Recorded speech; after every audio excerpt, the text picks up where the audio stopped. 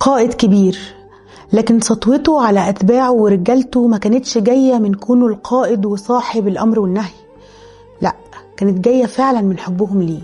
أقوى اختبار ممكن يتعمل لأي جندي علشان يقيس درجة ولائه للقائد هو اختبار وقوعه في الأسر ومساومته على حياته وتعريضه لأشكال صعبة جدا من التعذيب.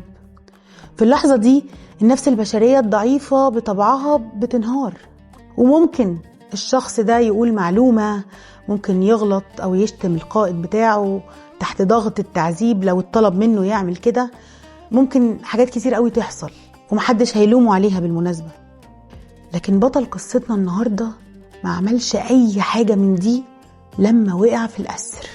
الحكاية بتبدأ لما وفد من السحرة اللي حوالين مدينة القائد العظيم اللي اتكلمنا عنه في الأول راحوا له وطلبوا منه يبعت لهم حد يعلمهم ويفهمهم الدين، فبعت معاهم 10 من أصحابه.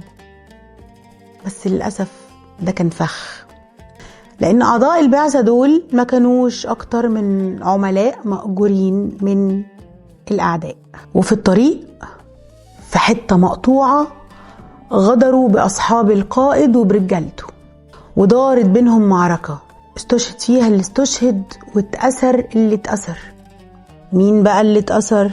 اللي اتأثر هو بطل قصتنا النهاردة، أما مصيره فهو اتباع لواحد من أعدائه اللي كان بيحاربهم قبل كده، واللي أبوه اتقتل على ايديهم، فكان أصلا نفسه يطول أي حد منهم علشان يقتله وينتقم لأبوه. انت دلوقتي بتقع في الأسر وفي ايد عدوك، ومش أي عدو، ده ما يعرفش الرحمة ولا يعرف ربنا أساسا. حالة من الترهيب والخوف والانهيار الداخلي المفروض تكون عند أي إنسان يعني بيتحط في الموقف ده. يا ترى الناس دي هتعمل فيا ايه دلوقتي؟ يقتلوني؟ طب يا ريتهم يعملوا كده ويريحوني، ده يمكن اللي يعملوه فيا يكون أصعب من الموت بكتير. أفكار كتير ممكن تيجي على بال أي حد يتحط في موقف عصيب زي ده. لكن بطل قصتنا وهو في عز الموقف الصعب المهيب ده، واحد من الأعداء وجه له سؤال، قال له ايه رأيك؟ تحب ان القائد بتاعك يكون مكانك دلوقتي ونقطع رقبته ونسيبك انت تروح سليم؟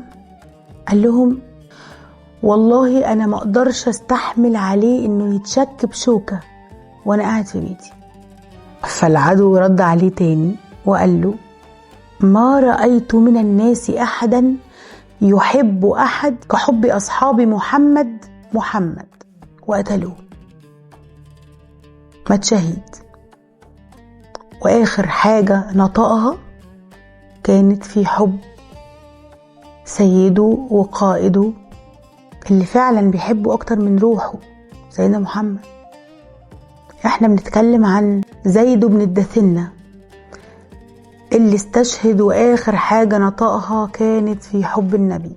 كان دفاع عن سيرته، وكان تقديم برهان حي وعهد مكتوب بالدم على ان اللي بيحب النبي بجد ما يقبلش يسمع عليه كلمة وحشة، ما عندوش اي مشكلة انه يضحي بروحه فداه.